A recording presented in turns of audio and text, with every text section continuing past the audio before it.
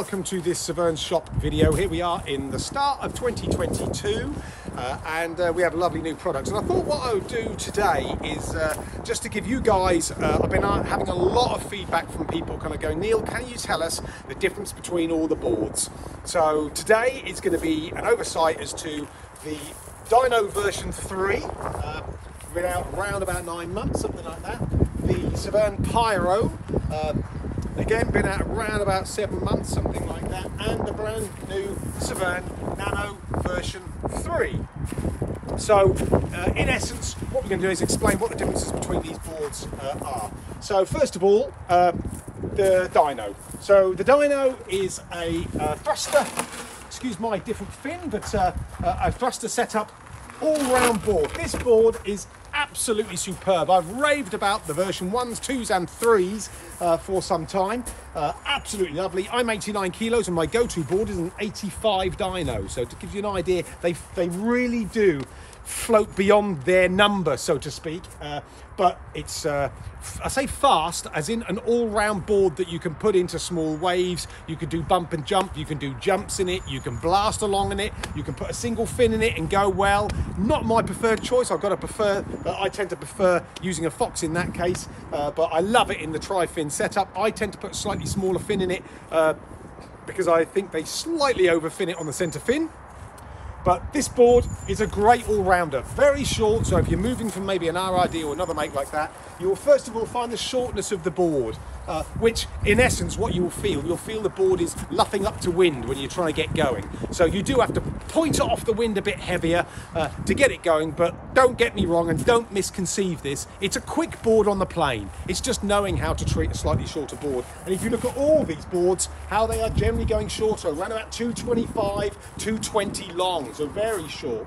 So Dyno, all-round board, good for intermediates, absolutely superb, really nice cuddly board. But the important thing I believe with this board that is different from say an RRD freestyle wave is this board doesn't cover up your mistakes. So this board will allow you to make mistakes and learn from them, but doesn't make you pay for them. So that's what I like about this board. Okay, let's move on. So last year they brought out the Pyro, somewhat unexpected, and it's basically the signature board of Philip Costa, and he's a big guy. So when me and Andy and the other team riders heard about this board kind of coming out after the Nano version 2 and Nano version 1, which I'll come into, we were quite looking forward to the Pyro, and it came, and I was kind of looking at dimensions and having a chat with the guys, and it's kind of like I wanted a high wind board. And I don't do big waves, so let's just make this abundantly clear to those who want to get behind their keyboards and just say, oh god, he doesn't do waves. No, I don't do waves, but after 17 years of sailing Severnes and Severne boards, I kind of know what I'm talking about. And so this board I'm going to use for bump and jump and small waves and bits and pieces like that. And so I actually went quite brave. I went with an 83. This is an 83 Pyro because I just felt with the dimensions it would be very floaty, and that's exactly what it was. This board is fast, it gets up on the go, it is a quad. Now let's just get one thing absolutely clear. I had one guy today, ever so nice guy, and he said to me, oh Neil, not a quad. I remember quads from 2012 and they were slow, they were sluggish, they sat low in the water. And he's dead right, that's exactly what they were. These are not. Disregard that, try quads again.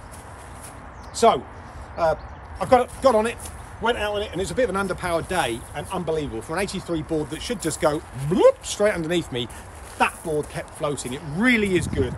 It's quick on the plane, it's fast, it jumps really well. So for bump and jump, lovely. That board is a great wave board. Certainly for the UK, I think that is ideal. Unless you're at Marazion or Gwydion or something like that, that will do your job very well indeed. Thank you very much. You're just going to be aware that, as I say, because they are quite floaty, that you can probably go a little bit smaller than you think. So they do 83, 87, 93, and then they do sizes beyond that, but they're generally special order. But in essence, that board, very compact, very quick, not super tight turny. It turns very well, but not super tight. But for bump and jump and those more all-round uses of a high wind waveboard, I find that really good. Even in an 83, an 87 will be even easier. So on to the new Nano version 3. So lots of information about the Nano version 2. Let's just clarify something about the Nano version 2. My video, people kind of said, oh God, you're just the Nano version 2. So the Nano version 2 came out in a thruster or a quad, and a standard it was a thruster, so we used it in thruster, and it was rubbish. It had no grip, basically it had nothing there. You couldn't even get enough grip to get the speed up to get a jump. And so we played around with the fins and we got it to work, and then I was talking to the hierarchy of Severne and they said try it as a quad, and at the time again I went, oh no, not a quad. And I tried it as a quad. This is the version 2, and actually it's a really good board. So it is slower, but it's a good board in the quad setup. So let me just make that absolutely clear. The V2's not a bad board. Every board is good on its right day, but I felt it should have been sent out just as a quad. So they bring out the Nano version 3, and I was a bit dubious. I was wanting them to change the name, and it's come out. But what have they done? I'm not going to say they've listened to me, but they must have listened to me a bit, because what have they done? It comes in quad only. Yay! Fantastic. That was good news. It's faster. It's extremely light. In essence, what this board is all about is it's a tight turn, get in the pocket, turn it around and really be able to maneuver that board about. It does get planing quicker than the V2, without any doubt. Probably not quite as quick as the Pyro, but all the things I didn't like, the speed, the slowness, the lack of traction, has been solved on that board. That is great. I do love it, okay? Albeit it's not really the conditions and the style that I use, but that's me, that's not the board. The board's perfectly capable of doing it. But the thing I have noticed with the new Nano, it is amazingly light. I don't know what they've done, but that is a light board, and it feels it on the water. It feels really energetic, sharp, young, and on it. So for those Gwydion sailors, that is what you need, gentlemen, ladies. So a tight turny board. So what is really good about these three boards? Let's just summarise. We now have in the Severne lineup a very clear demographic as to what does what and how. And that is, we have Dyno. It's an all-rounder. You can have a go at everything. It does nothing hardcore, but it does everything very well. So for most people, it's going to be good. And it also cuddles you a little bit more. So if you're an intermediate, you'll get on absolutely fine with something like that. No problem at all. Pyro. Pyro, to me, is the UK waveboard.